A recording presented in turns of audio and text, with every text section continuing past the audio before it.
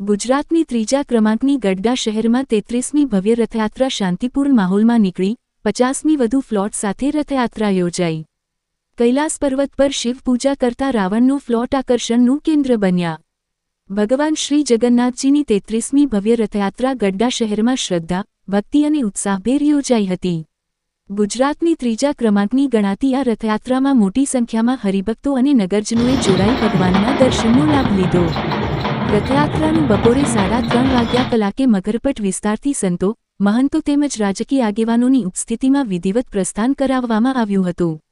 ભગવાન શ્રી જગન્નાથજીની રથયાત્રા શહેરના વિવિધ રાજમાર્ગો પરથી નગરચર્યા કરી હતી, જ્યાં માર્ગ પરમાં ભક્તોએ પુષ્પવર્ષા, આરતી અને જયઘોષ સાથે ભગવાનનું સ્વાગત કર્યું હતું। રથયાત્રા દરમિયાન સમગ્ર શહેરમાં ધાર્મિક માહોલ જોવા મળ્યો હતો। યાત્રા નિર્વિઘ્ન અને શાંતિપૂર્ણ રીતે સંપન્ન થાય તે માટે પોલીસ વિભાગ દ્વારા ચુસ્ત સુરક્ષા વ્યવસ્થા ગોઠવવામાં આવી હતી।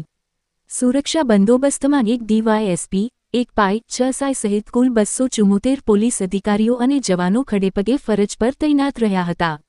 પોલીસના સઘન બંદોબસ્ત અને સ્થાનિક નાગરિકોના સહકારથી સમગ્ર રથયાત્રા શાંતિપૂર્ણ અને સફળતાપૂર્વક નીકળી હતી।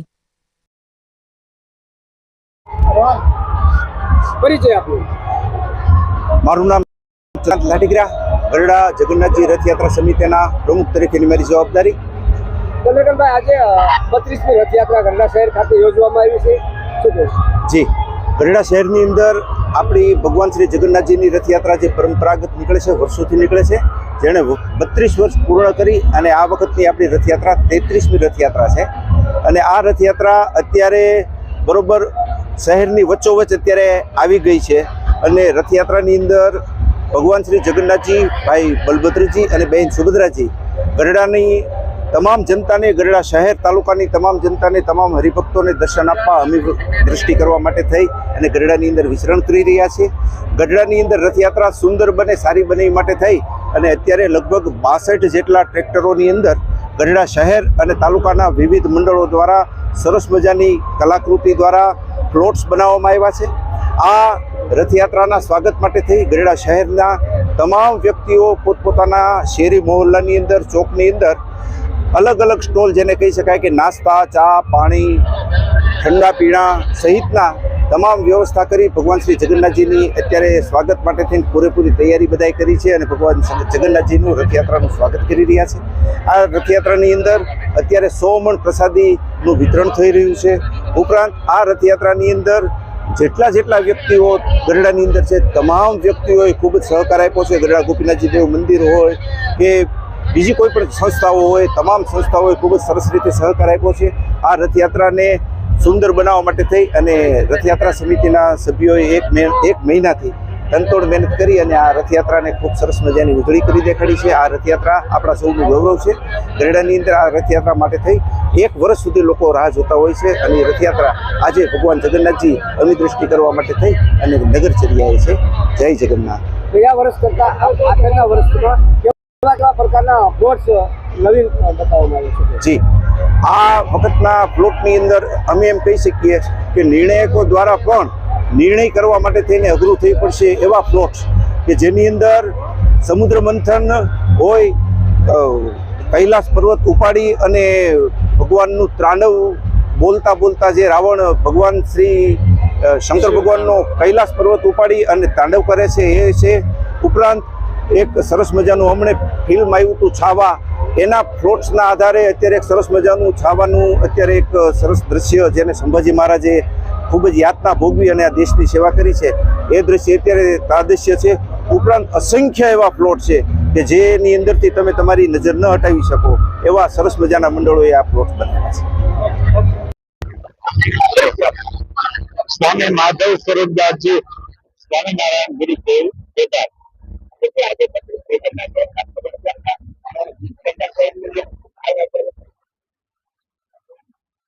ભગવાનને લાજ લડાવવા માટે વિશ્વ જ્યારે આજે હર્ષ ભેગું થયું હોય અને ભગવાન દર્શન આપવાને માટે નગરચર્યા કરતા હોય, ત્યારે સૌરાષ્ટ્રની ત્રીજા નંબરની શ્રેષ્ઠ રથયાત્રા એટલે ગઢડા જગન્નાથજી રથયાત્રા અને આની જે સમિતિ છે એના દ્વારા સુંદર આયોજન છે. સાંપ્રત સમયમાં જે ઘટનાઓ સમાજમાં છે એને એક બોધ આપવાને માટે એવા પ્લોટો તૈયાર કરી અને 62 કરતા પણ વધુ વાહનો આજે આ રથયાત્રાની અંદર સામેલ છે. ગોપીનાથજી દેવ મંદિરની અંદર જગન્નાથ ભગવાનના રથનું ભવ્ય સ્વાગત થઈ રહ્યું છે. સૌ સંતો આજે અત્યંત આનંદિત છે અને મંદિર દ્વારા પણ સુંદર મજાની વ્યવસ્થા કરી અહીંના ચેરમેન સ્વામી હરિચરણદાસજી સ્વામી સમગ્ર ટ્રસ્ટી મંડળે 100 કિલો જેટલા ખમણ અને 75 કિલો જેટલી બુંદીઓનો મહાપ્રસાદ વહેંચી અને ભક્તોને પ્રસાદ આપી ધન્યવાદ કર્યા છે. આપણું જીવન ચક્રની ગતિ જેમ ચાલે એવું પરિવર્તનશીલ ભગવાન તરફ અભિમુખ વાળું જીવન બને એવી ભગવાનને પ્રાર્થના. ગઢપુર જે જગન્નાથ રથયાત્રા સમિતિ એના દરેક સભ્યોને ભગવાન ખૂબ સારું સ્વાસ્થ્ય અર્પે અને વધુ ને વધુ આવી સેવા કરવાની તક આપે એવી ભગવાનને પ્રાર્થના. જય જગન્નાથ, જય સ્વામિનારાયણ.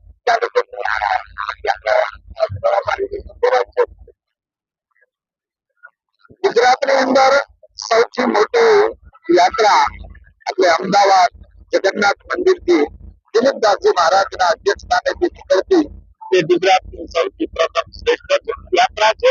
બીજા નંબરે ભાવનગર શહેરની અંદર વર્ષોથી નીકળતી જે યાત્રા એ સર્વશ્રેષ્ઠ. અને આજે ગઢપુરની અંદર જે યાત્રા યોજાઈ રહી છે એ પણ એની વિવિધતા એવી છે કે એના પ્લોટોને આધારે જે જ્ઞાતિના ભક્તજનો આમાં જોડાય એને પાછું ઇનામ આપવામાં આવે છે અને પ્રોત્સાહિત કરવામાં આવે છે અને બધા જ ધર્મના લોકોને સાથે લઈ અને ચાલે છે. એક સમરસતા વાળી જે યાત્રા છે એટલે માટે વિશેષતા છે. ગઢપુર ગામ ઐતિહાસિક છે. પાંડવોથી માની સ્વામિનારાયણ ભગવાનની કર્મભૂમિથી માની અને ઇતિહાસમાં સુવર્ણ અક્ષરે લખાયેલો ઇતિહાસ એ ગઢપુરનો છે. અને અહીંયા ગોપીનાથજી મહારાજ બિરાજતા હોય ત્યારે એ જ સ્વરૂપે જયારે જગન્નાથજી ભગવાન અહીંયા એ યાત્રામાં નીકળતા હોય ત્યારે અનેરો આનંદ અને અનેક વિશેષતાઓ એ જોડાઈ જતી હોય છે.